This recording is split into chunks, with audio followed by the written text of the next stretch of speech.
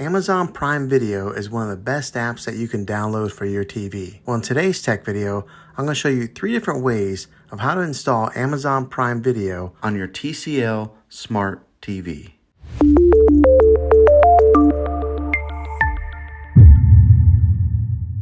It can be really frustrating if you want to watch some of the great content that is on Amazon Prime Video and you find that your TV is unable to download it. If your TV is an older model of smart TV, then it could prevent you from downloading this app.